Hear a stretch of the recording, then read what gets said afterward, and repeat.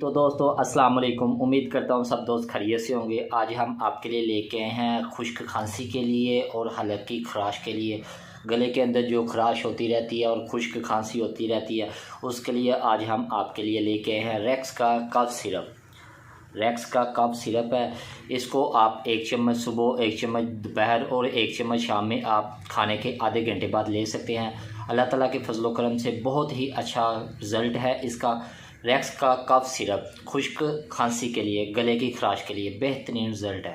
Thank you.